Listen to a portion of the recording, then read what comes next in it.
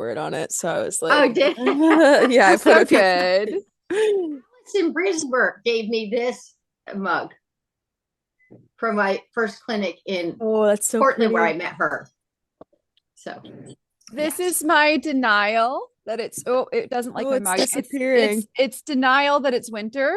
Yeah. Honestly, it's still fall here. I've even seen stuff budding again, and I'm like, oh my God, this is not supposed to be happening. It's December, and it's as actually my grandma from Florida is here, and the temperature in Pinellas Park in Florida was the same as it was here like yesterday. That's wild. Wow. Yeah.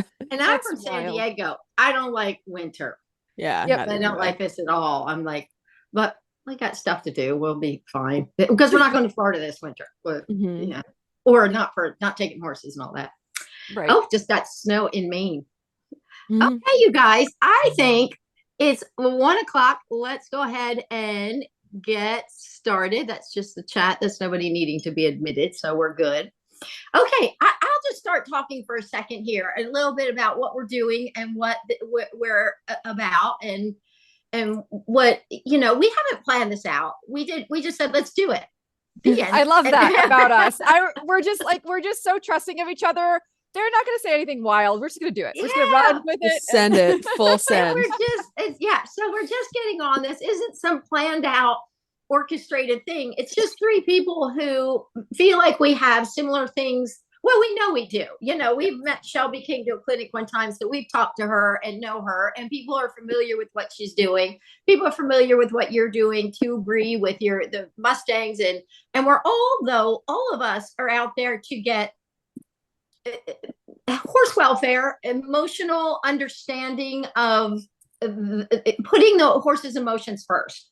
And that's a really big ask. And it is something that is just really important to all of us.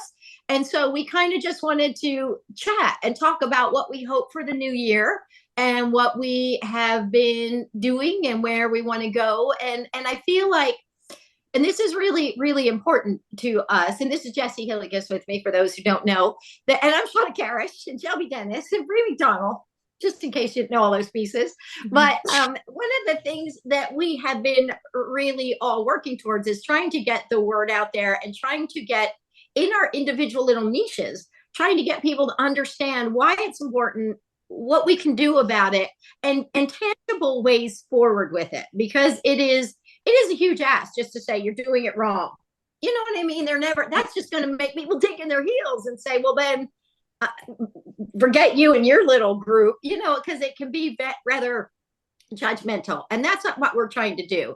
I talk about with I was abused by my stepdad when I was a child, sexually abused from time I was 3 till I was 16. And I went to my mom, and my mom didn't do anything about it. So I was in a state of learned helplessness, and people can look at that and think, oh, they're villains, that they're awful people. They were not awful people, and they were not villains. They were doing the best they could with what they knew how to do. There were not resources available at that time for a mother who wanted to leave a situation with her children. So what's she going to do? It was, and nobody talked about it. Yet my mom and my stepdad would both have been victims of sexual abuse. So to kind of look at that with a little bit of understanding, I feel like it's not unlike what we need to do with the horse world individuals. I think there's the horse world, and this is kind of Shelby's really digging into the realm of trying to change rules. And that means going to committees and higher ups. But I think by and large, when we're trying to deal with the individual, it can be we can create that cognitive dissonance. We can create that that guilt and that discomfort that comes when they recognize maybe they haven't been doing the best that they could be doing.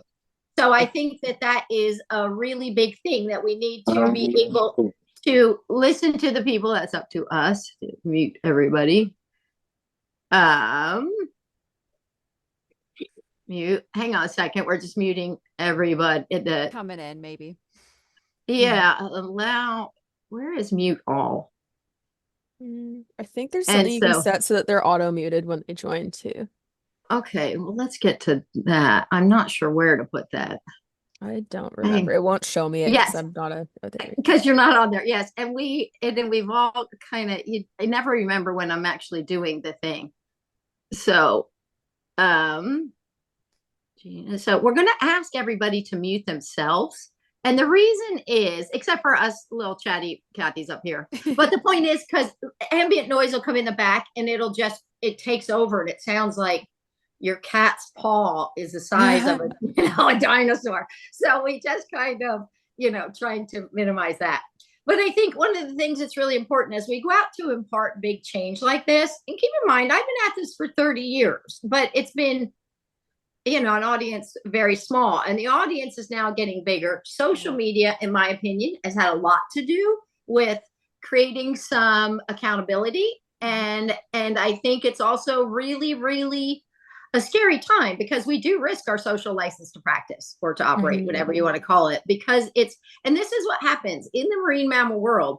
I remember, because that's where I was from, and that's, I remember telling people, we must police ourselves from the inside before we're policed from the outside. And everybody's like, yeah, okay, pat me on the head and they went on their way and agreed, but nobody was doing anything about it.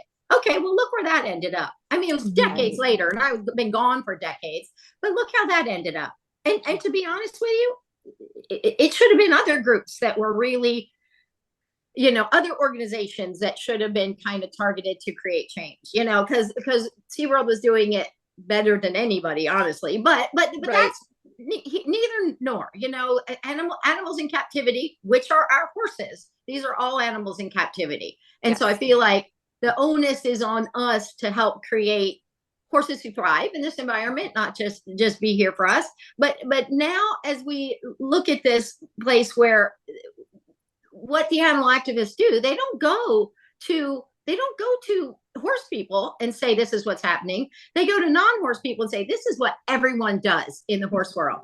And we have, we've had struggles in every discipline, in every realm of it. But I think what's really important is that one of the things that really is targeting that Shelby's targeting is that getting to the policies and getting in front of those people. And that's hard because they go where the money goes, and so then what has to happen is the infrastructure below it needs to be demanding change. You know what I mean? So this is, I kind of feel like, well, we're all dealing with all levels, but I know that one of the things that Jessie and I really want to do is get out there and get the people to know it, from professionals and we're kind of focusing a bit on the show world as well, even though we work with a lot of people who already know it and love it. We just help them get it better, but trying to get it so those amateurs say, hey, I want to do it like this. So it creates it with the trainers. So it goes up the chain, as well as then giving the trainers tools to have it. So while we work on policy, we also need to work on the practical application. And of course, as we take any tool away, we really must replace it with a new tool if we don't think we're going to get sneaky behind the scenes things going on, and not that is just a part of every element, but I think the more that we can kind of teach them, but wait, there's a different way you can still attain these goals and have truly happy athletes. If you look in the what is written about happy athletes, there's no description. It doesn't say what that is. It just says it's vague, all intentionally vague. Yes. And you're like, well, whose interpretation is that? Yeah. So now we're trying to say, well, what is a happy athlete? And what does it look like? And how can we, change that? And how can we operational goals that we can look at and say, this is what it looks like. And we don't know what's on the inside, but we can see from the outside. And boy, can we see it from the outside. Some of the things we see. We went to a show a couple of years ago and we just were there. We weren't showing. We were just there, with a friend, and things are happening. I was wearing sunglasses and I was crying because I'm like, this is hard. Horrible.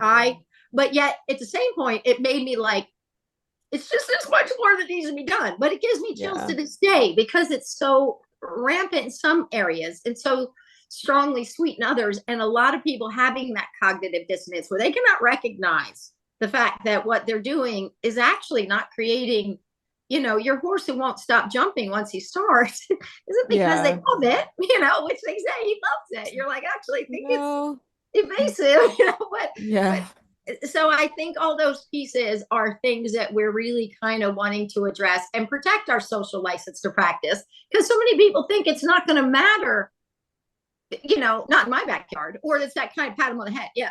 Yeah.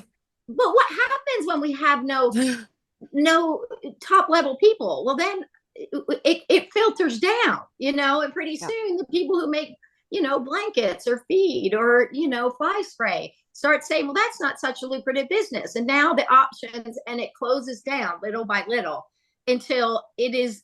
And what's going to happen to all those hundreds of thousands or millions of horses out there? So I think that our responsibility really is to trying to create change and really look at showing can be a really diverse, it can be environmental enrichment if we're careful about it and we don't put us first, but we say, let's make sure you love this environment and you look at all this as cool. And then we can say now, but you have to be ready to step away and say, this isn't for you, And so I think that it's a big road that we have to get through to get change. And I think this next year with the with the Olympics.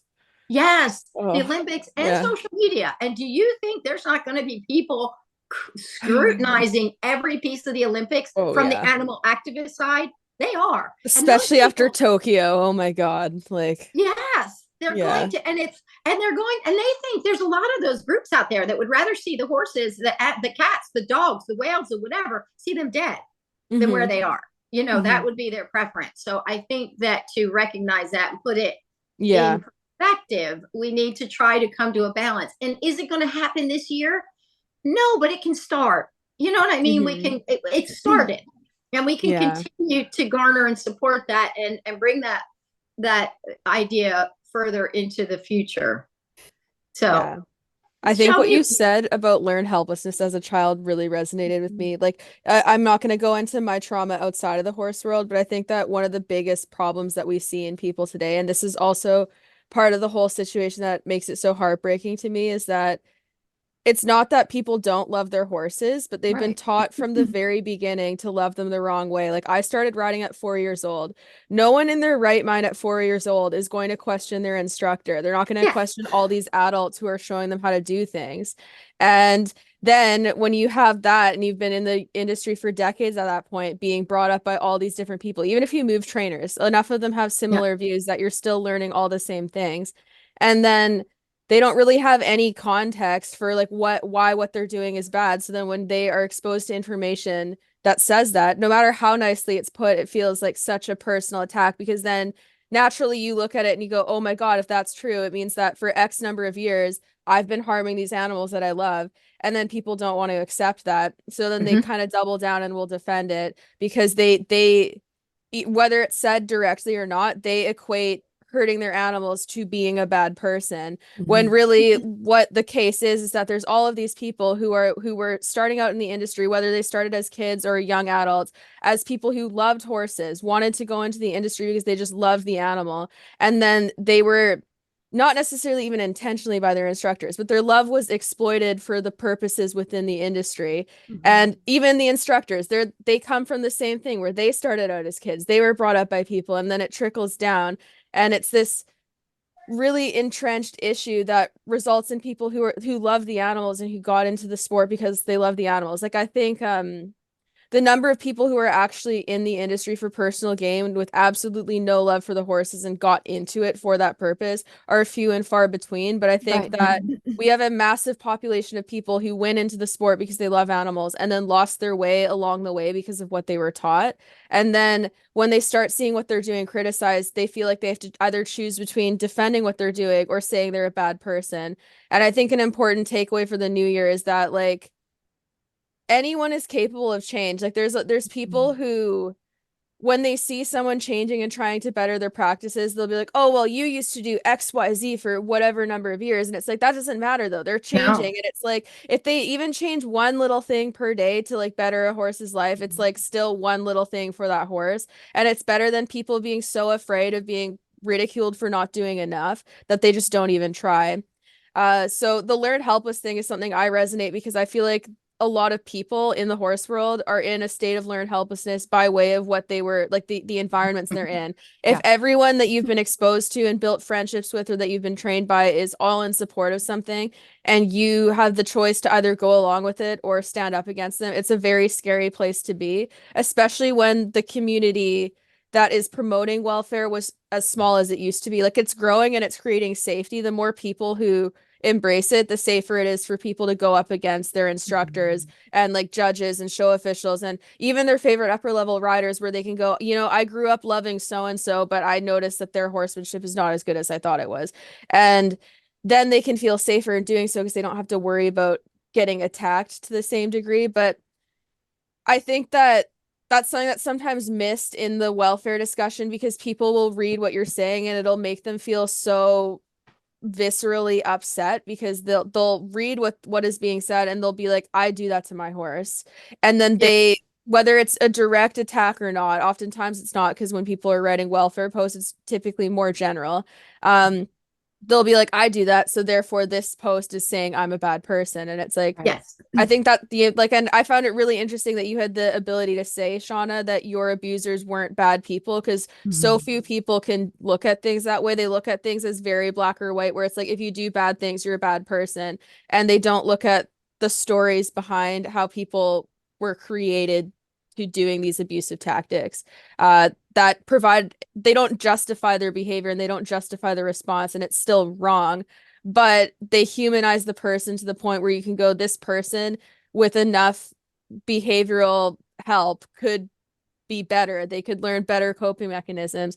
And I'm sorry, I'm going off on a tangent, but You're good. basically the point that I'm making is that we look at horses where you can have a horse that is really aggressive and is attacking you in their stall, and that everyone in the barn probably hates because it makes them feel it's dangerous and it's not a fun horse to be around. Disrespectful. Yes, exactly. Big quotes.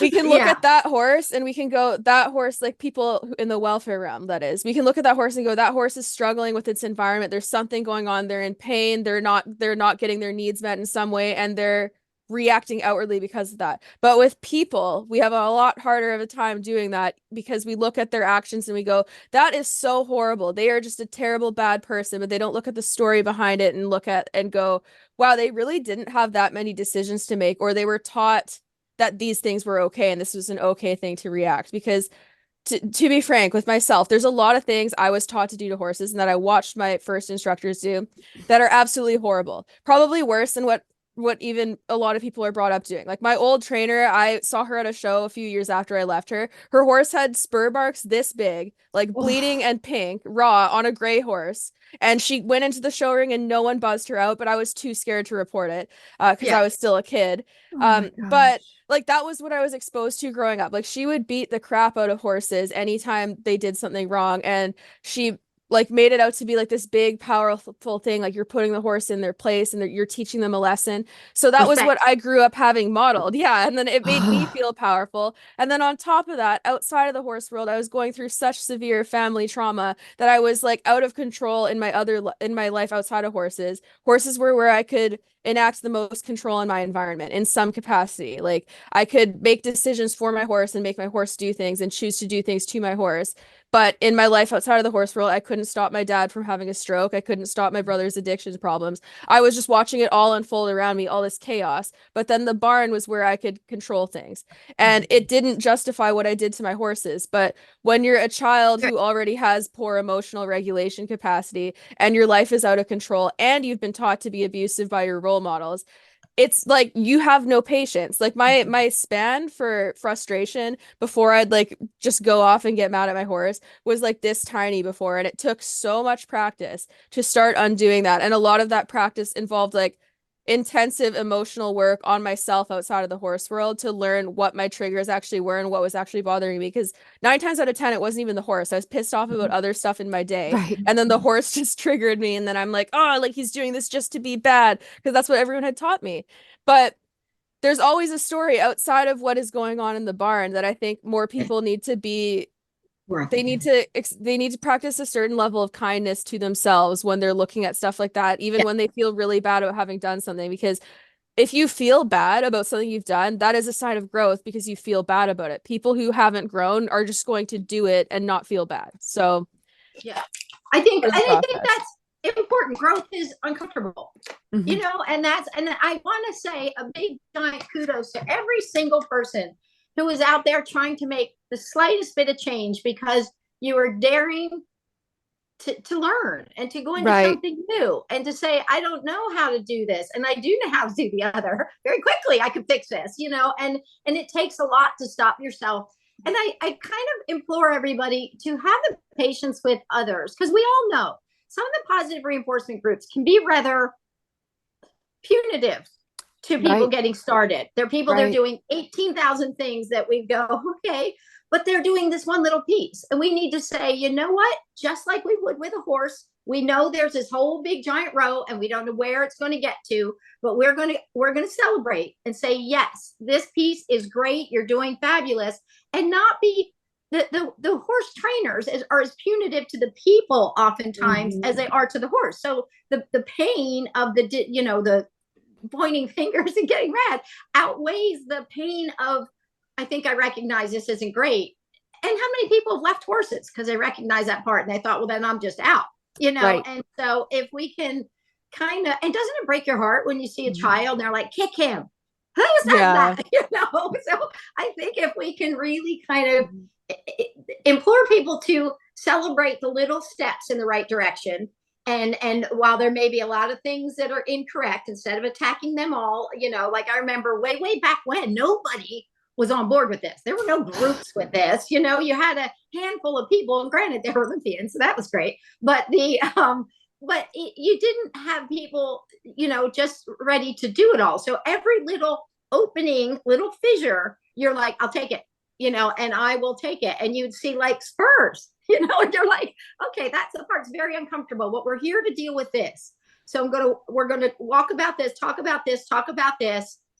I can talk about this in a not direct way. I don't have to go, that's wrong, that's bad, what you're doing. But I could say, the aids are only cues. If they're not listening, we have to get bigger aids. Then, and trying to help them, because I think the biggest key is all about learning. And it's how we are going to educate people in order for them to want to make changes, to help them go, because I will sit very quickly and go, and this was from the very beginning. I just say, you can do it like this, or you can do it like this. And they both have smiles and non-judgment, and you let them make their own decision. And if they were choosing the other way, I would think circle back around and not climb down their throat. Because in the beginning, I'd be like, well, then I didn't explain it right. And, I didn't help anybody, because I'd be like, well, let me say it a different way. But, you kind of then think, okay, I need to put this in different verbiage. But it is the education that will open up their minds. But it's got to be, I feel like, from what I've experienced, it has to be their decision. I know this because I was an alcoholic, and you couldn't, people would see me. I mean, that was from my childhood abuse. So it's been, 18 years, but people want to change it. They could not. Nobody could say anything to change it. Only I could change it when I was ready, or the everything was ready. So I think that that's an important part, that we see people and think we just need to keep educating. And there's some people that aren't ready, and we have to say, I got to wash my hands of that. Could I interject? Because Yeah, we had a really good question in the comments, which is like, how do we make these changes without burning our trainers and our coaches? And you're saying, like, you're never going to be able to reach people if they're not ready. And that's true. However, I'm going to add this, because I work in suicide prevention. I work in substance abuse, and oftentimes my patients are not ready yet. However, we always start with what we can agree on. We can agree on the basics. We both love horses, right? If you're face to face with another horseman, let's start there. I recognize that you love your horse. I recognize that you probably want a partnership with your horse. And then I ask the person, what does partnership mean to you? And I let them answer. And then I say, okay, usually I agree with that. And I go, okay, do you feel like you currently have a partnership with your horse? And then usually they pause, and then the critical thinking starts. And that's, I think, when we can start educating. Because if we don't at least find the common ground first, if we don't first recognize, hey, coach, hey, trainer, I know we're both here because we want to see ourselves succeed, but what does that look like, right?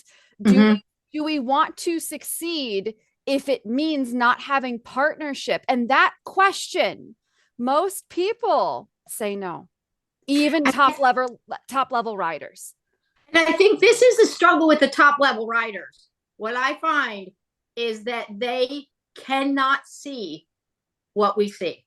So this is the cognitive dissonance. This is where it digs in. They're like, if I accept that, then how am I going to have clientele? And so they will disconnect from that. So I think I think there's kind of two different ways that I've often dealt with it. Mm-hmm. If it's a client, I will go, okay, well, let's write down your goals. And so we write them down, and they're going to say, I want them in the trailer, I want a flying lead chain, whatever, the mechanical pieces that they really think their main struggle is. And then if we stop and go, okay, so, and what kind of relationship do you want? I write down those words because those words are lovely. Yes. And I write down their words, or have them write it down. I do this more for the people that I feel like are on a fence. And this is kind of more before than now, but on a fence. And then we go on our way. And as we start going along, and they're like, but I want to just do this. And say, okay, let's see, what does it do for the, and bring it back to them. But again, letting them pick it out. But but the other side, if you're working with a trainer, oftentimes those trainers are not open to what their students have to say. So in those situations, a lot of times we'll say, okay, will you help me with this? Because if you ask for help, oftentimes they go, yes, actually, what can I help you with?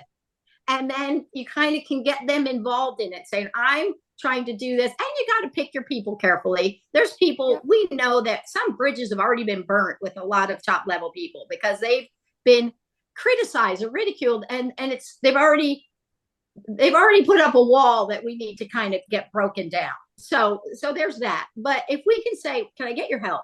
And then oftentimes they go, yeah, I'm happy to help you. And so we got to pick two who we think is going to be, because I've ridden with traditional trainers. They have a lot to teach me, but I'm going to feed where I need to feed, and they have to get on board with that until eventually you've got them doing it themselves with their horses. But in the beginning, you're like, I'm just going to be this little person who's going to listen to you. And I love all the information you have to teach me. I respect so much what you're teaching me. But then kind of say, can you help me? And then, and they say, you say, we're struggling with that, that lateral work. And would you click when it happens? And then I'll feed or whatever. Because and then you've got great timing. Because you've got great timing, because you are the expert at this, because, so there's kind of two ways of opening up that conversation, because the conversation is great. But if they put up walls to that conversation, they're not thinking, we don't want it to feel combative. We never want it to feel like we're against you. We're like, we're all working together. So I think I've had a lot of really good success, and at least in face-to-face conversations, I get a lot of people to be receptive, because I talk about all of what we do, and I start with adversive motivation versus appetitive motivation, because that's where I come from, the psychology background, and that is what we talk about when we're healing folks who are feeling suicidal. What is your motivation to live? And so that's where I start from. That's my wheelhouse. And so when I come at people and I say, would you rather work for a boss that is using adversive motivation to get you to perform, or would you rather appetitive motivation? And I have them play through human scenarios of, if your boss says, if you're late to work, they're going to dock your pay each day, or every single day that you have good attendance, your boss adds, an extra $10 onto your pay and essentially pays for your lunch every day. Which boss do you want to work for? And I always use human examples when I'm teaching all of the horse stuff.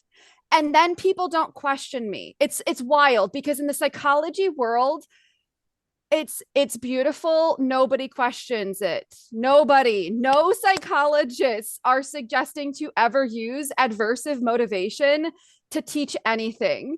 So then when I come in with unfailing confidence that this is what works with all other species, the horse folks, I think, really dig in their heels the most in comparison to anybody else that I work with. And so then I end up not talking a lot about horses. I talk about us. And through that, then I'm finally able to reach them. And I've seen really good results there. Yeah. I think that allows them to kind of view the situation differently, because a lot of people with horses, like, I think one of the biggest hurdles is that people have absolutely, as a general rule, no understanding of operant conditioning whatsoever. They don't know what it is. They don't know what pressure and release is classed as Right. under motivation. And then when you tell them that it's aversive, they're like, no, it's not. And it's like, but hear me out. Like, if you remove a stimulus to reinforce the behavior, how would it be a nice stimulus that the animal wants if the reinforcement is the removal of it? Like, if Right. you took something away from someone that they like, is that going to reinforce them to continue doing what they were doing just before that? And I think that that lack of understanding leads to a lot of confusion, and then it's really hard to get through that, especially when the average traditional instructor, especially at like the starter levels and whatnot, doesn't really have the behavioral science components of what they're teaching to the sense that they can actually explain the framework and logistics of it. And there is a question here that I was reading too that kind of goes back to this, where from Kate that says, I'm curious how we handle riders / trainers who come back with something along the lines of high level horses are different and this won't work with them. Because obviously horses are horses no matter their competition abilities, but it seems like a lot of trainers use this as a shield to ignore these conversations. And I really agree with that. And I think that like what I would come back as, I usually wait until people like that comment on my stuff, because if you go and comment on their stuff, they get really defensive and Don't do combative. it. Just don't do it. The way I view it is like, if you're coming into my house to say this type of stuff, you're opening yourself up to my rebuttal. But the way I would word it is that, okay, let's go with that. High level horses are different. Why are they different? They have all shared trauma. That is why their behavior is the same. There's currently no evidence that upper level horses worth a certain amount of money or at a certain caliber of training, are inherently psychologically different. So if Right. they're behaving different than the average lower level horse, let's look at the factors involved. How common is it for upper level horses to not be turned out enough? How common is it for them to have any access to social group turnout? How often are they moved around from place to place and traveling? How likely are they to have ulcers? Because there's a 70 to 90% occurrence of ulcers in performance horses.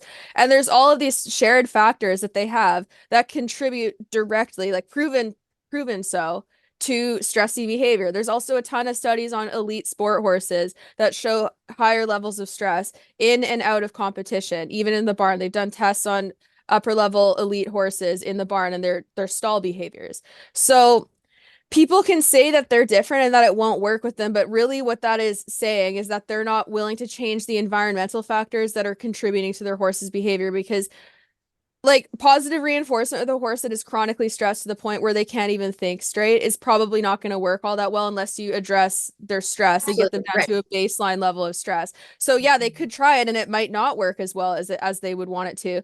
But also what I find is people like that, when they do try it, they're not really committed to actually going through the process. They're looking for instant gratification. They're looking to use food almost coercively. And then when they meet bad behaviors because of that, it's a self-fulfilling prophecy because they've not put the work in to do it properly. So what I would probably try to compare it to for people like that is like, okay, like let's say you buy a horse who's green broke and you decide today I want this horse to pee off. They've just learned how to walk and trot and canter, but I want them to pee off today. That's it. And we're going to do it today. That's the equivalent of it. If you don't put the foundational framework in, you can't expect the end goal and the end result. And if you were talking to someone at the upper levels like that, they'd be like, that's crazy. You can't just take a horse right out of the field with no conditioning and that's just green broke and just expect it to perform upper level dressage movements in one day. And the same applies to positive reinforcement, especially because I'd say one of the hardest things is that when you're no longer forcing behaviors, by default, you can't carry things on as fast because you're not forcing them. If the horse really doesn't want to do something and the food isn't reinforcing enough for them to want to engage in a behavior, you can't force them with the food. You have to go at their pace. And that's probably one of the biggest challenges I think people coming from traditional horsemanship have with positive reinforcement, because they're used to being able to look for instant gratification and force a result in the same day. Like if your horse refuses a jump, if you continue to pressure them to go over the jump again and again and again, by the end of that lesson, you'll probably get them over a jump. But on the flip side, if you're trying to get them to follow a target over a jump, but they find jumping so aversive that they do not want to jump, they're just going to walk around the jump, or you won't even be able to ride them over the jump in the first place. Like you're going to need to go back Walk to away. groundwork basics. Exactly. And like that's also why the Liberty work I think is so telling, is if you take your horse off a line, it really tells you like what their motivation is and how much they actually like something. Because if they love jumping, they're not just going to peace out and leave and go start picking around the end of the arena or whatever.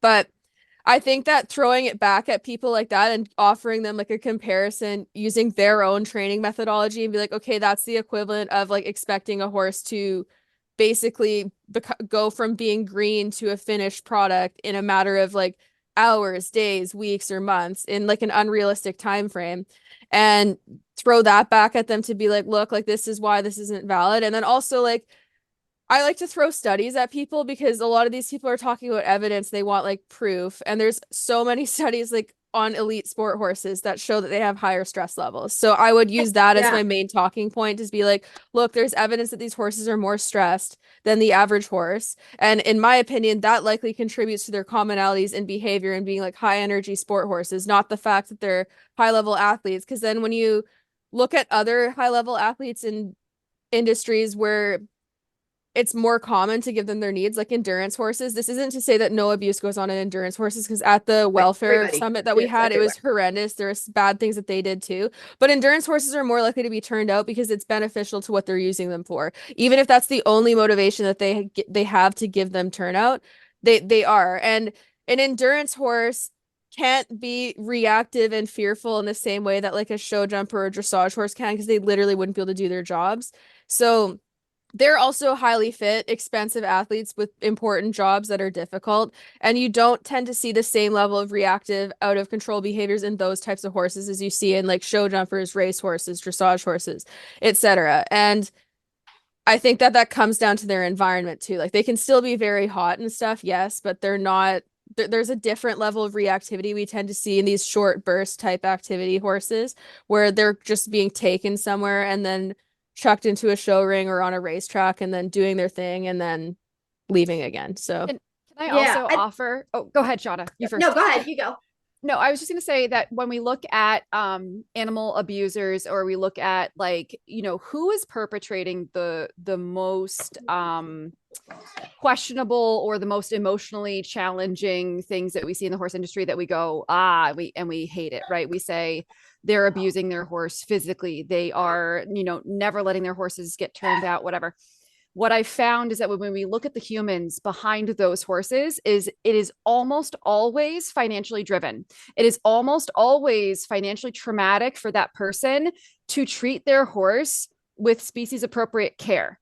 They would lose their ability to pay their families if they changed what they were doing. And those people, when you look at that financial tie, they are usually the ones perpetuating the worst of the welfare that's a good point. Issues. And I think though this is where, because I feel like we're talking about a lot of the positive reinforcement. We know this, we get this. Good positive reinforcement involves all of these things. We always ask the physical first. We always say the liberty. We need without equipment, before equipment, you know, and all those pieces. But I think the hard part is getting those, because I feel like for us, we're driven towards trying to get the competitor. But you know what? There's also studies that have shown your recreational horse. It's like 70% recreational horses have ulcers too. Yes. So it's not without, even horses turned out and done all this stuff. So I think it's looking at that individual and recognizing beyond everything is the emotional component of the horse. Is a horse emotionally well,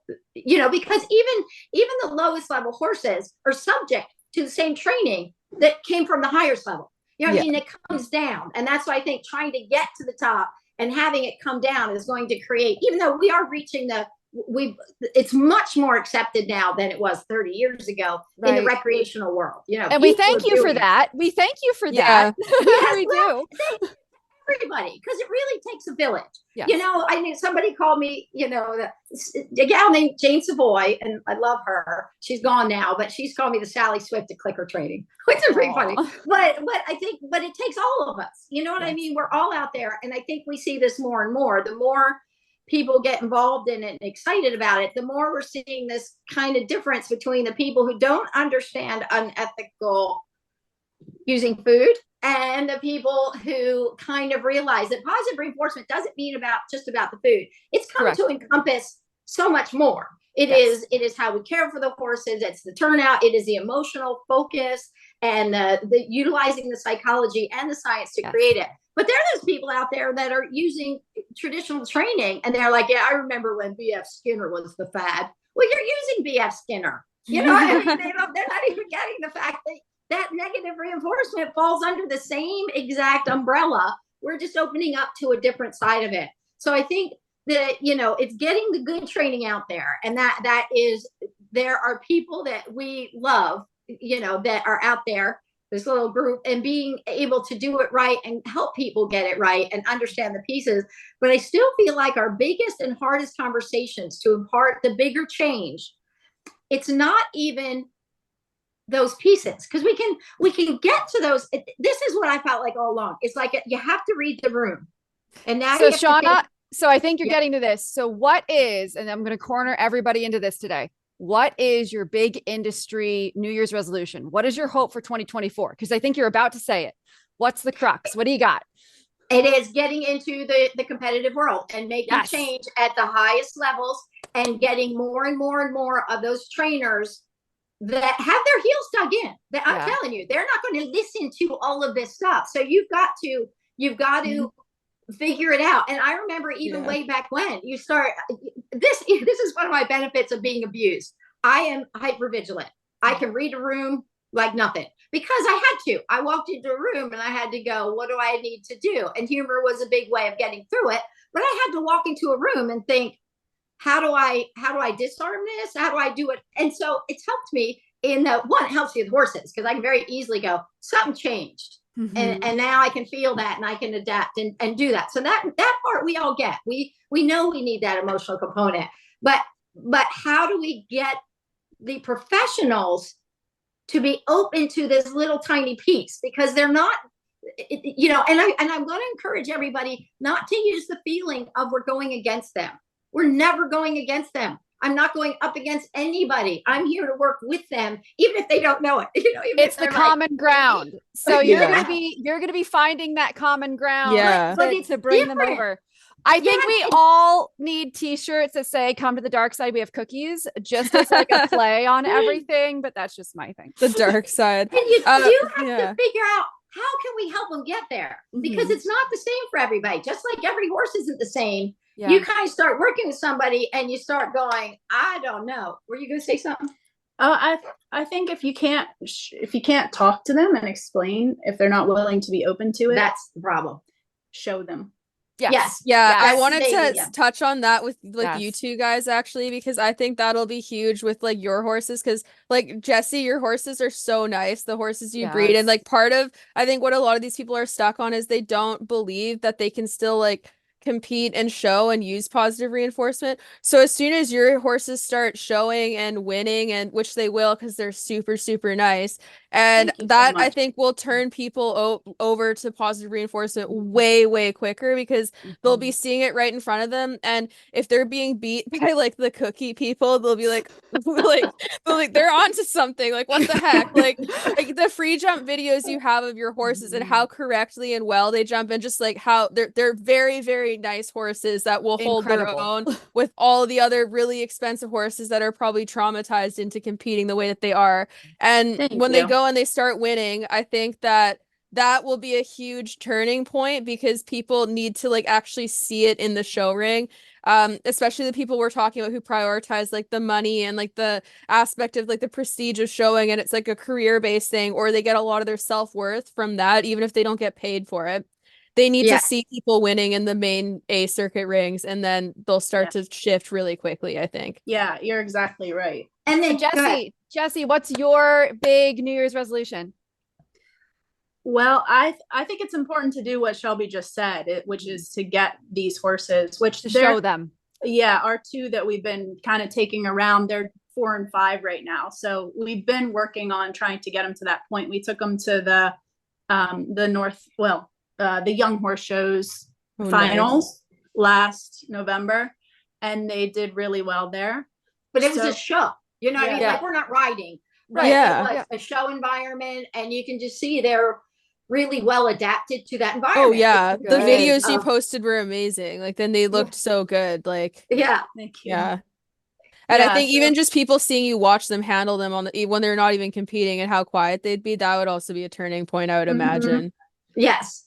Yeah, that, and you know, I've started a lot of horses under saddle as a traditional trainer, and now having done just a couple with positive reinforcement from the ground up, and we've done, like, Henley's still kind of in that process. It's, I mean, how many rides does Henley have? 25, 30? Maybe. Yeah. Maybe not even. And really short, you know, I mean, we're not talking rides, we're talking we wrote, you know, little things. That's including getting on and off. But having done it both ways now, and so much more so traditionally, but it is 100 times easier. Like, Yes. it is so much easier. Yes. I totally agree. I And can't people- believe the stuff I put up with before, where it was so dangerous, and I'm like, I can't believe I'm still alive. Like, Yeah, geez. just ride through it. And this is what people will say, because they went through this with Mint years ago, because they got them from John and Beasy, and they'd say, well, you're lucky you got a good horse. Yeah. I And hate you had to that. have another good horse and another good horse. But they start to see it, because they don't, at least now the door is opened enough for them to look through it. Long ago, they're like, I can't even fathom what you're talking about. And they still can't a lot of times. So you have to go, okay, let me break it down. But getting that little piece there and getting them to look, and then because, like, think about it. And then people even would see Henley going to the mounting block. And then people contacted us and said, I wanted to teach my horse to go to the mounting, because then I got on for the first time. But she's been going to the mounting block on her own for a year and a half at that point. So she loves it. It's her favorite behavior. It is a reinforcer. You know, it's part of the psychological pre-mac principle. And so I would run to the mounting block, and that was her favorite behavior. Then when the first time we recorded me getting on down in Ocala, not even her home, her house, and I got on, and then the next time I got on, Jessie just walked her like 120 feet, and I'm on her talking to the camera, you know, waving my arms and rocking back and forth, because I was going like this. She's like, be careful, be careful. But it's because Henley was she loved this. She already trusted me. She had all the pieces. So people would see that, think, I want to teach my horse that mounting behavior, so I have that. And you're like, that is not because of the mounting behavior. That is because of the attitude that we got right. So now everything we bring to these young horses are like, great, it's a new problem. So whatever, it's great. It's all going to be good. Changing their perspective from pessimistic to optimistic. And that's where the change happens. Yes. Is much deeper than teaching the thing. It Correct. is. So you got to kind of keep going back to, this is why this is different. And just let them take it in or not take it in, you know. But it starts to mean more when you're in their house like that. Yes. I think, like Shelby said, you're at the show and they're like, why isn't yours being crazy? So I'm not gonna lie, real quick, to add on to that, real quick story is that I was at my local horse show last year. We have a local horse show that sponsors our horse rescue. They help us stay alive. They're awesome. But I went through all the different barn aisles, and we did a little fun game where we set a timer, and in 5 minutes or less, I could teach all these negative R trained horses to do kiss trick. And then I left, and then I disappeared, and they just all talked to each other about how this random clicker trainer came in, and all the kids then had their horses at the horse show. They were all taking selfies with their horses, giving each other the kiss trick. Do you know how many people then messaged me afterwards to be like, so what's this click training thing afterwards? But Shelby, what is your New Year's resolution? That's a hard one. I have lots. I'd say like a big one that I'm personally working to is probably the policy change for the 2024 Olympics. We got the French member of parliament that initially put out the 46 recommendations. He retracted what he did, and he's back now. So we got him back. So that's good. I don't think we're going to get any policy change at the Olympics prior to it, because it's too close now. But they're starting to feel the pressure. Like, I know the FEI is feeling a lot of pressure. They're getting a lot of emails, and they're like, I think that's also why they changed the spur rule in upper level dressage. I think it's because of the amount of public pressure. And also, from what I saw of FEI representatives in Paris, I was actually honestly a little surprised at how not media trained they were, because like I don't have media training, but I went in there with the expectation of like if they're here and they're walking into a Shark Tank, they're gonna come in prepared. But they ended up saying things that were incriminating to their cause, such as like, I don't know, there's a clip online now of like the director of Solidarity arguing with me about Bitless, and he said a bunch of really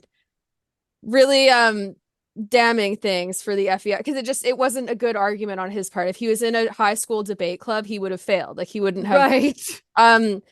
So they ended up kind of shooting themselves in the foot in the cause, and then all that did was throw gasoline on the fire in terms of people pushing for policy change for the FEI. So that's probably a big one that I'm working on, is the policy change for that, because that's like the main goals of the Alliance for Horse Welfare and Sport right now, is doing the big policy change, which is, I would say, more so the purpose of policy change is to target the people who aren't reachable through the lens of talking and convincing them out of like through sheer goodness for their horses. It's going to be policy change for people like the Helgstrand group, where they've gotten to such a point that it's highly unlikely that you could be like, do you want a good relationship with your horse? Because like, that's not what it is for them anymore. So it's basically just to increase accountability for people that aren't reachable through compassion and logic, and just improving how they approach horses. Because those people too, they're good enough at hiding what they do that in front of cameras, they'll perpetuate the idea that they really value the horse and that it's about the horse, and will sing a different tune in the public eye, but then behind the scenes, they're doing not so great things. So it's for people like that, so that there's more accountability, because like with that, the whole like Helgstrand scandal, like everyone knew it. He did that stuff in public at horse shows for like the last decade plus. Like, people saw him and they caught him, and he was never held accountable by FEI stewards or anyone at the shows. And I don't hold the FEI or any organizations accountable for like catching people in their own barns. But when the stewards are like, they're hired to help for horse welfare, they're sitting in the warm-up ring watching certain things happen and not doing anything, that's a problem. Because it's not even like I think people should get banned forever. I think it's like where they at least need to get enough of a consequence where they're suspended from the show or whatever when they're caught doing these things, because their main priority is to compete and to win, and if they have that taken away from them, they're going to change their tune right quick, even if it's not for like the right reason in terms of promoting horse welfare. So my New Year's resolution is to continue working towards policy change. Like a big ambitious one that's not going to happen would be to manifest it. Not happening yet. Would be for the FEI to make bitless legal in the lower levels of dressage at minimum, and then also not make the double bridles compulsory at the upper levels of dressage. Agreed. Because there's a lot of up and coming dressage riders that are going to be competing at the upper levels that don't want to use double bridles anymore. Right. And all of the defenses I've heard for not doing that are related to like, oh, your horse you can't have as many refined aids, which even if it's true, it's like that only damages the ability of the people who choose to ride in a staffled. So who cares? Let them shoot themselves in the foot if you think that that's what it's going to do. If they can't do it, they won't be able to do it. Yeah, exactly. And then when they do it, whatever. Anyway, then everyone's going to be quiet, right? Then we hear crickets when we actually achieve the things. Oh yeah, that's why I don't actually think it's about the aids. Yeah, you're gonna have defense first. You're not gonna have crickets. You're gonna have no but. Yeah. But that's all right. And upset. Whatever. And then acceptance. Yes, and then it just keeps moving forward like that. Yeah. And I think, Shelby, you're right. It's not gonna happen maybe right yet, but it's still, to be each little step, no matter how little and how small that little victory is, it is still a step, it's still a step forward. Approximation. Yeah. So you just celebrate those and and policy change. Great. Oh, sorry. The policy change I think is important. The reason why I'm so focused on policy change right now is because this is not to like fearmonger or scare people, but I think that we're at a very pivotal place in the industry. And if we continue to publicly and flagrantly show abusive practices that like the general public looks at and they'll not for a second question whether or not it's abuse. So I think that needs to change fast. Exactly. Like we're screwed if they start pushing harder. And like none of those people care about upholding the horse industry at all. They don't care about preserving people's jobs. They don't care. Like they care about the animals maybe, but they don't recognize the amount of fallout that would occur if they just collapse the entire industry.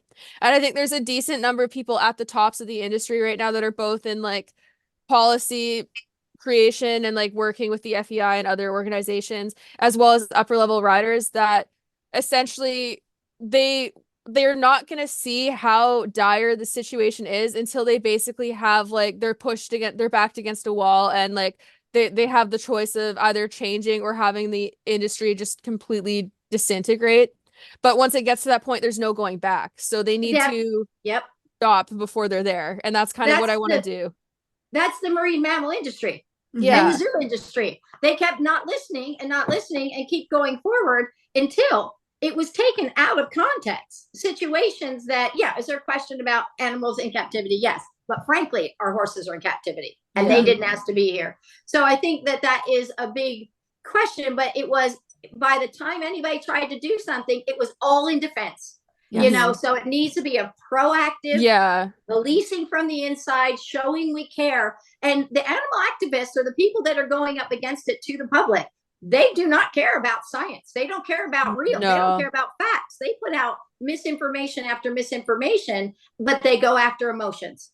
And so I think that is what is really a very cautionary tale. I keep saying I've seen it, even though I was out of that world by then. I see it. And do you know there's people on the British show jumping team that see a day when horses will not be in the Olympics? Yes. No. And they think it's in the near future. I think so too. Yeah. I think closer than what people think. And like, I think the other problem is that if we're only reacting defensively once we're already backed against a wall, no one's going to believe that it's actually genuine and that we actually have welfare at the forefront if we're not making those decisions before we're threatened. And like, that's why, even though people think it's incredibly annoying and they're like, this is stupid, you're rocking the boat, like talking doesn't do anything, like all, like I've heard it all. And I'm just like, every time I do something more, the goalpost moves. So I'm like, okay, whatever. Like until I'm like seated on the throne of the FEI and making all of the decisions in the world, it's not going to be enough. And then they're going to tell you that you did it wrong. So then they'll be like, oh, you're ruining the FEI. And I'm like, yeah, that's the point. My friend, Garrett Bushman, he is big. He has a tug of war. He went to the FEI years and years ago and said, Roker, shouldn't know. And they shot him because the money wasn't behind it. And then it started to change. And then they got him more on board. But you look at his books, he has like Olympic medalists with their black and eyes. I have the tug of war book. But he's great. But he was the same thing where he struggled against the FEI and the FEI saying no until he kept. I mean, it's still a struggle, but the goalpost, like you said, is moving, and so it is really getting there. And I do believe absolutely 100%. The history has shown, where we're going to get if we're not showing that we are doing this proactively ahead of time. And we still have to do that we also, I think, need to not make villains of the people that are doing the things that are doing it, because that gives the animal rights people more. And I'm kind of clumping all together, but it gives them more fodder. Instead, we need to say, okay, let's embrace you. So see if we can't help you to be in a better, to get it. Yeah. And like I said, I don't care. To be honest, that very first week I worked with John and BZ Madden. Okay, we're talking in 1990. 4, 5, way back. So I went, and it was the first time to bridge conditioning and target training with any horse ever. Nobody had proper bridge conditioning. All I did was 3 5-minute sessions a day in their stall I didn't take them out of their stall. They went and did all their normal stuff. And at the end of the week, BZ is not, a talker. And she said all I did was the bridge conditioning target training in their stall. That's it. And she said, every single one of those horses you're working is remarkably better in the arena. Wow. Okay. So that was, and at that point I was like, yay. I didn't know what that was. And now I talk about and dopamine. Reinforcing. But it took years to really recognize what is this. And then the target started having this value. And I thought, they didn't even like the target. And those classic conditioning started becoming, 20 years ago, started pushing on. But the recognition that all of the horses were remarkably better with doing some silly nothing thing. And so John said, do whatever you want, because I get a better athlete. Even if that's a self-serving way, I'm like, okay, who cares? Yeah, it's better than nothing. Happier horse, if it's serving you better. So what we need to do is teach some of those people that having fun and taking care of your horse, creating a happy horse will make a better athlete. No grinding, no, having to tug and fight and be against them. I think it's an important part, but getting people to understand that means they have to experience it. Yeah. They can hear it now. Wow, I've heard it all this pseudoscience from everybody. And people oftentimes don't believe the science at that highest level. When it's not convenient, they don't want to hear it. Yeah. So they put it down. So again, it goes back to, well, let's show them and let's kind of come from the bottom, come from the top, come from the bottom, and try to kind of create new ways of doing things. I think that's great too. And I think that the other thing is that if anyone pushing for a reform has the belief that not all these people are villains, because if we thought they were all terrible people who wouldn't change, there'd be no point in pushing for reform. You'd just be going for a complete ban. Pushing for a reform and change by default means we think people are reachable. And I do think that as soon as the change starts to happen on a broader scale, people are going to realize how much better it makes them feel, in addition to how much better their horses respond to training. And then it's going to happen faster and faster. It's kind of like a snowball rolling down a hill. Every time it gets bigger, it's going faster. And I think that'll start to happen more readily. Exactly. Yeah. And people just need to see it for themselves. Because for me too, before I started to try it myself and actually see the difference it made in my horse's behavior, it was a lot easier to shut it down and be like, that won't work. But then when you use it and you're like, wait, this works. And you're just and it took a fissure. You know what I mean? You don't go all in, especially if you're a professional. Because you can just say, oh, forget everything I know. She had to say, I'm going to try it here and try it there. And until it became a bigger way of thinking. And there was a story that I love. And there was a guy, it was a professional guy. I was working with professional eventers, a lot of them, in the Southern Pines area years ago. And I was doing clinics every 2 or 3 months. So doing a lot of work with them. And there's this one guy that was a body worker that worked with all the professionals' horses. And so and there was this one professional, this big buck Brannaman guy. And I was working with all her clients, and she came to the clinic, and I could say, she's coming to the clinic. I thought, oh, great, she's going to love me. Because, they don't typically. And so, I'm fine. But, what I'm doing is in the face of everything they're doing. It's kind of opposing it in a lot of ways. And so she comes in, she's sitting, and I thought, there she is. And then she said, at lunchtime, can I talk to you? And I said, yeah. And I thought, here I go. I'm going to the principal's office, because that's how it felt to me. Like, I'm about to be called out. And I'm not good with that, because I'm like, well, everybody can have their own things. I'm quick to go, okay, well, that's what, but she said, this is the missing link. And so I think that was really pretty fun to have that. And so then she started doing it with her horses. Well, this body worker was then making fun of her, going, so you're feeding your ponies, and just mocking her. And she's like, yeah, well, blah, blah, blah, blah, blah, blah. Then one of the clinics I was there, he came to a demo. And at the demo, then the next day, I just, did like 2 hours or something. And then the next day, he was at every single one of his clients that were having lessons. He canceled his day, canceled his clients. He was booked months ahead. He was very expensive. And he showed up at every lesson. So now you're like, clearly we've had a turn. So the girl goes back to him, the trainer, and said, you're feeding your ponies, and threw it right back at him. He said, you know what?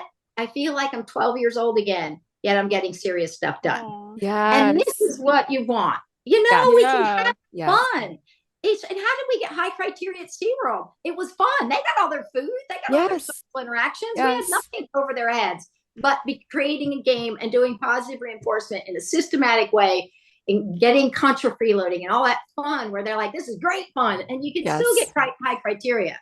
So I think that's one of the things. Someone mentioned earlier about body language and how people don't recognize body language. Yeah, we're not taught to. Yeah, we really need to try to also get that education out there, because I think there's the vast majority of trainers that I ever knew, they thought that their well-behaved horse meant, and me too, their well-behaved horse was a horse who loved their job. Right. I've heard that over and over again. They loved their job. Well, just because they're behaving, try that at Liberty and see what you're going to get. Right, exactly. Yeah.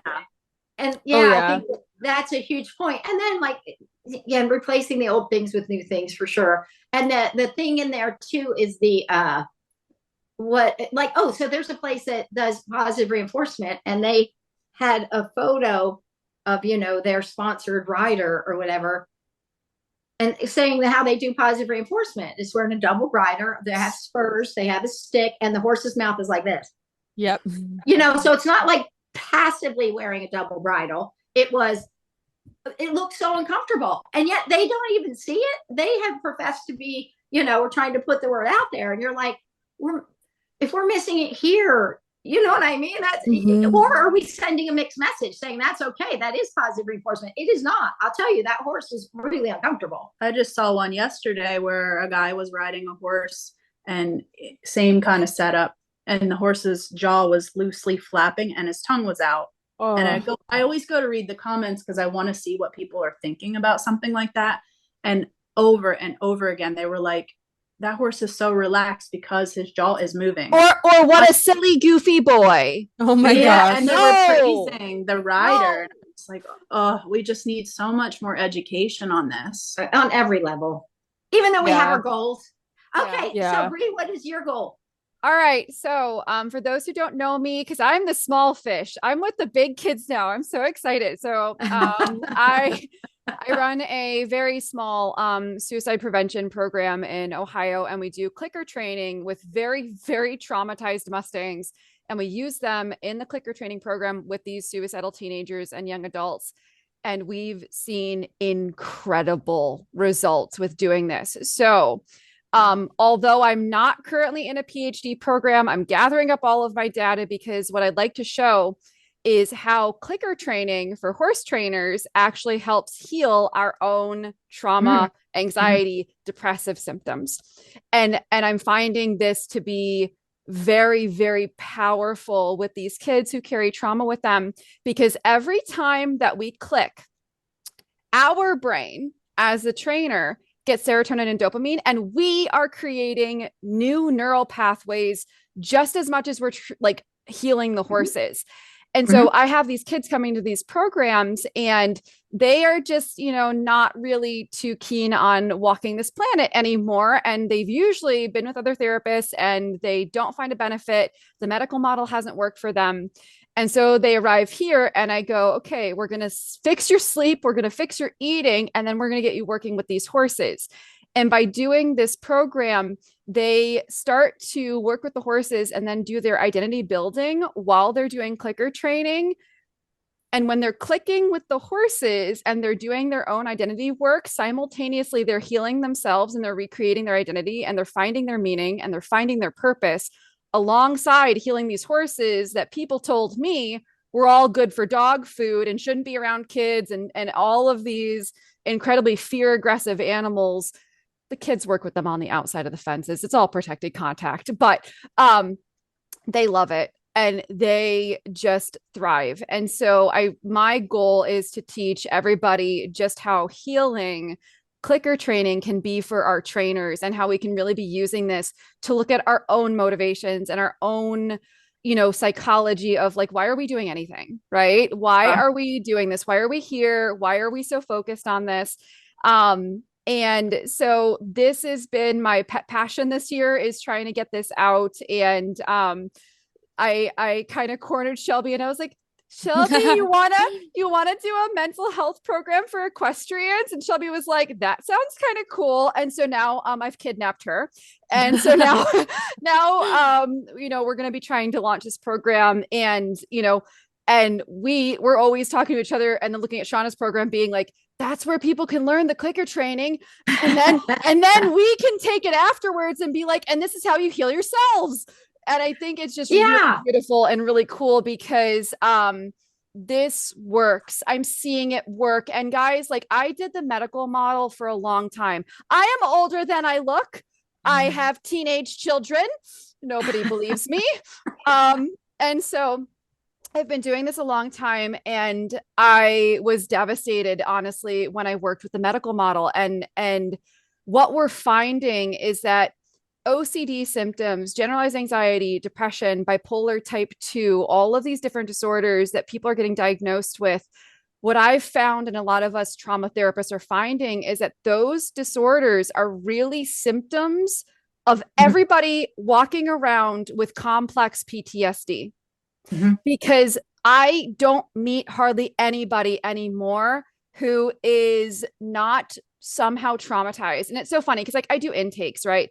And I'm talking with my patient and I'll ask them like, have you had any trauma? And these dear sweet souls, they always tell me no. They always do. They tell me I don't have trauma. And then I find out and we go through their family history. And by the end of it, I go, well, the good news is that we're going to fix a lot of things and we're going to get you feeling a lot better. The bad news is that normally by the end of my intakes, I have identified with my patients 15 to 45 trauma events on average going through the lifespan. And I think that it is way more common. Over the years, I've heard so many people saying this changed my life and my relationships. And I never even was diving into that. But they start seeing this kindness and this, and to be honest, when I went through my abuse and had to kind of unpack it as an adult and try to get all this dysregulation and dysfunction out of my life, it was a process of, I had to forgive me first. I was the hardest person. I took it the hardest of the things I had done. And they weren't even that, you know what I mean? They weren't to that degree. But I think when we start looking at it the way we look at it with the horses, we start becoming a little more forgiving. And I found through my healing process, I found more empathy in me than I recognized I even had. And that's where it's easy to go, they're not villains. Everybody's struggling with a piece here and there. And that horse that is, working with horses. We went to Mexico. Horses want to kill us. Some of them, the ones in Mexico are aggressive. They weren't trying to kill you, but you have to look and go, okay, sweetie, well, we're going to find a way through it. And you don't just go barreling in, you go, okay, let's do it. You figure it out. But I think when we can slow down and have empathy in those situations, sometimes we can start to, and I think with you more directly interacting with those pieces, I think you'll help people to hopefully discover and be ready to do those things. And what I love is the people are coming to you ready to heal. You know what I mean? They're tired of their damage, even though they don't know how to do it.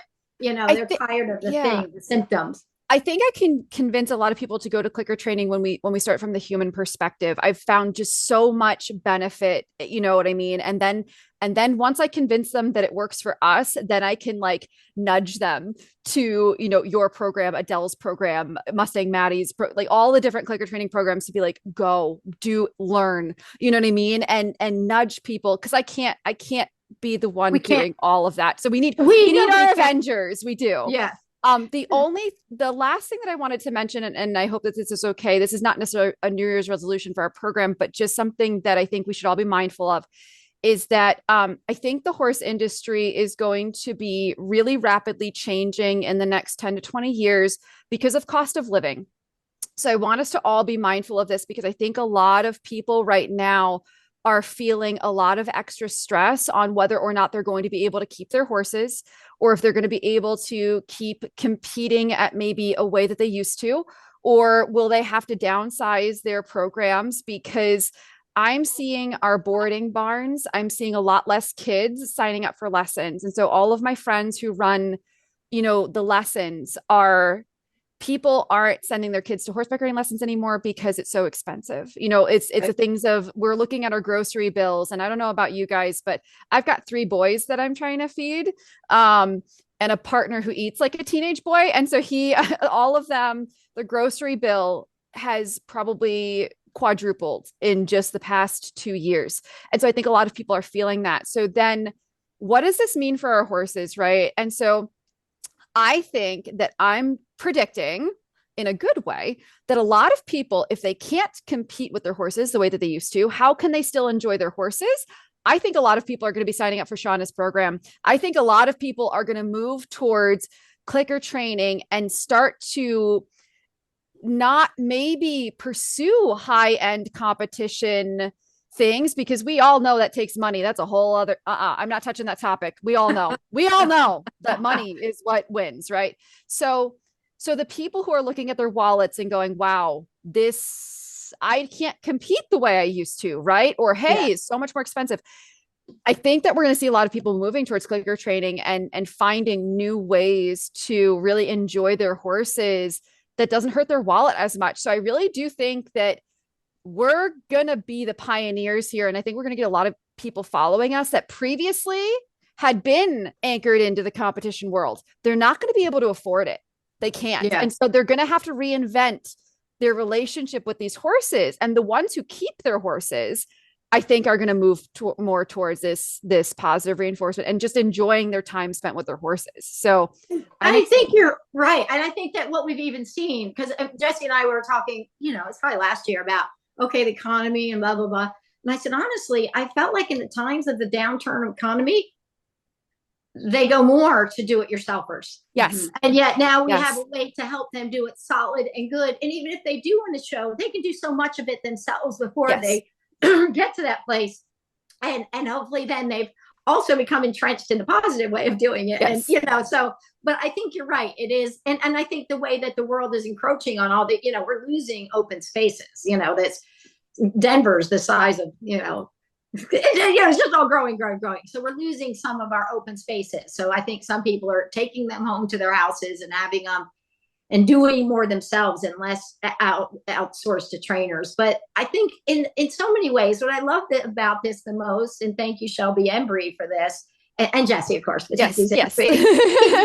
We're collaborating. And I think it sets a good example for people, because Absolutely. I think we get this attitude where people are a little like, it's me or them or get. We in our membership, we're like, we're inviting people in, come in, share your stuff. We're not saying that this is the only game in town, and we're not saying it's an either or. We all have things to teach, and I think that to show and to be collaborative, and nobody can do it all, So now that we can reach more people and have more resources for people to get it right and to think about, I think it's so important. And I appreciate this endeavor for that as well.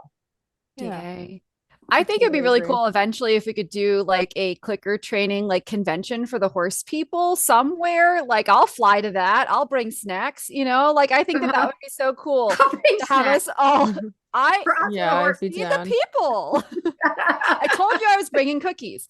So, and then the other thing that we're going to start doing, at least here in Ohio, as like an additional add-on to our program, and I've already invited Shelby, Shawna, please, Jessie, please come, is that we're going to be doing a mental health retreat, which is a one night overnight. It's going to be in Ohio. And it's at a little barn that is a friend of mine. And she does like a co-op for kids.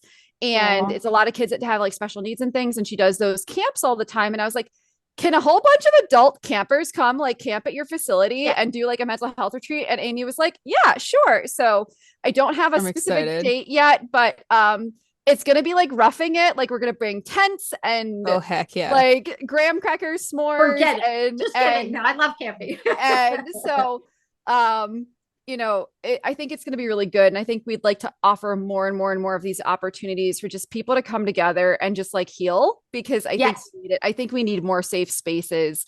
And the more that we can assemble our Avenger teams of people to call upon when we need help, because just like you were saying, Shawna, none of us can do this alone. And so the community approach is the approach we need to do. And I've experienced where I'll say something like, here's how we might do this with this kind of horse. And I've received death threats on the internet because I clicker train Mustangs. And I'm sure you guys have too.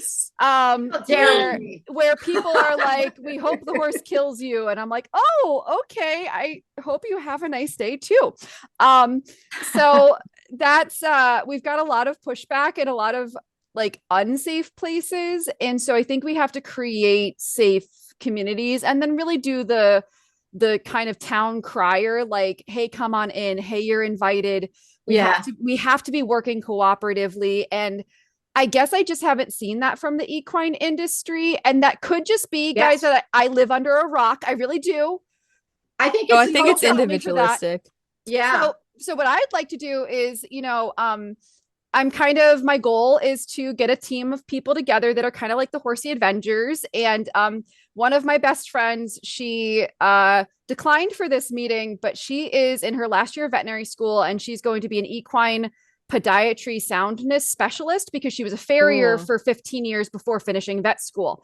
Wow. She's brilliant. And so busy lady, hoof health is like her thing, like, right. Yeah. And so she's one of my best friends. And I was like, hey, you want to be on the Avengers team and be like the hoof person? And she's like, that would be cool. And I'm like, yay. So trying to get all of our people, like, I don't know of anybody who's like a nutrition specialist. If you guys know people already that you're like, your ideas lining up, but like, wouldn't it be so cool if we could just like have these resources for like a whole horse holistic program of people? And here's who you talk to and here's who to go to. And I think that would just be awesome. I have a nutrition person I can ask. I love that. And then we can do these group discussions like this, I think, from time to time and just kind of touch base, because don't let me feed your horses. I go by what my vet tells me to do. I don't know. That's not my scope. So, I need the other people to touch base on, and, and I'm not writing policy for the FEI. FEI. So, right. I don't even know how to spell it. Okay. And so tell me to do that. And, and Shawna and Jessie are in the competition world and, doing their thing, and we need them there. And then, I've got the Mustang that's tried to eat 4 trainers, and I'm going down blue, and I'm like Chris Pratt being like, don't eat us. And that's where I'm at. And my success with my horses is not like, oh, look, we did, the 3-foot courses anymore. My goals for my horses is like, it's no longer carnivorous. Yay. That's a good goal. It is a good goal. And I think that is one of the things that people that are saying, I've worked with feral and Mustang and abused and untouchables for 30 years with positive reinforcement. And I've never heard people say, I hope he kills you. But they, oh my gosh. but maybe it's just been so much that I don't know. I don't TikTok, know why, man. It's TikTok. And they try and like take me out, man. Like, and I'm not mean. It's like literally just a photo, like a video of you feeding your horse cookies and getting them to do something, and they're like, I hope you die. Yeah, literally. You're gonna get kicked in the head one day. Well, and it's like, whoa. Yes, we did get a guy on there yesterday who wasn't about hand feed, because we worked a lot of Mustangs and stuff too. But it wasn't that one. It was the he said, you are out of your cotton picking mind. Go, you do everything from the ground. You people, you don't ride at all. You just play with your horses. Go get a trainer. And I said, well, actually, I am a trainer. And then he came back and he's like, well, I rode for Friendship Hope. And I can name drop too. I was like, well, you told me to get a trainer. I was just responding. And so we just laughed it off. But it was that is cognitive dissonance. And that is progress. As much as it feels awful, it is them long ago when I did expos and I worked with whoever out there in the world, nobody on microphone said anything about positive reinforcement. They just let it go. I was even kind of friends with some of them. They just let it go. Now they get on, like when I did an expo, we were there and they were on microphone saying, this is what you get with hand feeding or using the clicker, blah, blah, blah. And people that were with us were like, they said, I was like, this is progress. Don't think of this as anything but progress. Well, now it's in their house. Now they have to go up. Now it's encroaching on them, and they need to speak disparagingly about it so that they can keep themselves. So I was like, don't worry. And oh, sorry. No. I was just gonna say, I think that goes back to the people who fight us the hardest. Usually when I creep on their profiles and be like, who's mad at me? And then I look and it's somebody who basically my theories, my concepts, what I'm teaching is going to make it so that they can't feed their family. And so they feel so threatened by what we're doing, because once people realize that your horse is happier and you can actually teach all the behaviors this way, the more ethical way, the more humane way, where your horse actually wants to be around you, they should feel threatened. And I don't say that in like a nasty mean way. Like, please don't come fight me. I can't fight. But like, it's not a threat, but it is threatening to them. Well, and I think it's subconscious. Yeah. Because if they actually thought we were all full of it and didn't know what we were talking about, it wouldn't bother them. You could just scroll and be like, ha, what an idiot. They're gonna get dummied by a horse. Let's keep scrolling on. But no, they get mad because it's like that clearly they feel in competition for whatever reason or threatened. And if they feel threatened, then they know there's validity to the training method. Because if they thought that we were just creating dangerous horses, the trash would take itself out. The problem would solve itself. Right. Right. Trash would take itself out. And I think that is really an important kind of point there, that they really are, for them to get in and have to get back at us is very much saying that they're uncomfortable with it. And we just keep plowing ahead. We're doing what we're doing, and more people are wanting to do it, and probably going to them and saying, what about this? So now they're having to find their own way through it. And so I think that it is part of our progress. Yes. Hey, and by the way, with that mental health thing, I speak about my abuse. I speak about my alcoholism. I speak about the things that I go through, because I feel like, of the things that have happened to me, if I can't use them for good, then it is, and busting down facades was important for me, and coming from my family where everything looked perfect. So I just throw it all out there. So I'm always happy also to talk to anybody about it, or to put it all out there and tell all the details if it helps, a group of people. So what I'm hearing is like you and Jessie are going to come camp with us, is what I'm hearing. Yeah. Yay. For sure. Send me your 2024 calendar and we'll make it happen. Okay, perfect. I'll be there. Again, we are all small potatoes. It's going to be small facilities. Like, we are not, like, I don't have I'm not going to be Measy Madden's indoor. No. Like, that's not. And I think it's important to keep in mind, we do so much stuff at the smallest level too. Yeah. A lot of times we go and there's no competition people there. It's just people that have been doing it. They're working along or doing their thing, or they brought the last couple. We've had tons of Mustangs. Mm-hmm. I mean, it's been Mustang after Mustang, or then we're going to their house to their Mustang. So it's all over. We're all over the map. Well, what we could even do is we could have Amy could like host you guys if you wanted to do like a clicker training clinic, and then we could do the sleepover afterwards for the mental health. That would be so fun. That would be so fun. That would be so fun. And then I'm gonna sign Amy up. She's gonna be like, "What did you sign me up for?" She'll be fine with it. She's people trust me way more than they should. They're just like, it's Bri. She's probably got our best interest at heart. It's fine. And I think we've got an interest of people to go too. So I think that it'll be really cool to do and get it out there. And then, if we do it really small potatoes here, maybe we could choose somewhere beautiful next time and go BC. Yeah, represent. Shelby. Yes. And no, but I think we should. And let's go riding in the mountains. Yes. But not on my horses, because I'm afraid to take my trailer on the mountain highways. So I'd just be happy to ride around your backyard, Shelby. Yeah. I can take you to local mountains, but I'm afraid of the mountain passes. It's fine. I'm an easy to please happy camper. Again, we'll go on a road trip, but a road trip, just FYI, because of how large this province is, to get to the cool places, it's like you're strapped in for 8 hours. Oh my gosh. It's a road trip. There you go. Yeah. But thank you, everybody. This was so good. It was fun. I love talking to you guys. Thank you so much. Everybody for joining us. Yeah. Sharing and it's a big ask, but we all have, we're all moving into the future and into new plateaus now. Even though we do what we do, we're also reaching into our little goal areas. And I think it's really important, and I appreciate all of you. Yeah. Thank you, everyone. Anybody, thank you for inviting me. Yeah. Ever needs any sort of like help or guidance on any of these topics. Like I know the group of people that we paneled today, and like, everybody's kind of an open book. So like, come to us with questions. If you have ideas about things you want to see in the future from people like us, I can't come up with all of the good ideas. I want to hear from everybody else. I like ideas. What do you want us to do? If we are your Avengers team, if I'm attempting to do this, I'm attempting to assemble Avengers, then what do you want us to do next? Right? We get the cool rings to put together when we go camping. And you're going to get that from me, but it's going to be like those 50 cent, like from the grocery store, like, here, I got us rings. Just get ring pops. Yes.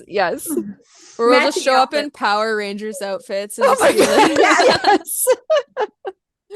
That'll be comfortable. Yeah. Oh my gosh. I think I have a unicorn onesie somewhere. So perfect. Yeah. But thank you so much. This is so much fun. And yeah, I think a conference is definitely somewhere in the future. Yeah, again, I need to plan. I think, yeah, just talking about it and then looking at everybody's calendars. And I know that Shelby, Shawna, and Jessie, you guys feel the same way, that like you need 5 clones and more hours in the day, always. So yeah, we'll definitely get our calendars together, and then, you know, everybody stay tuned, because I just don't think this is the last time you're going to hear from us as a group. I think so. It's been great, you guys. I appreciate it. Thank you so much. Okay. Thank you. Enjoy the rest of your New Year's. Yeah. Happy New Year, everyone. Okay. Bye, everybody. Bye.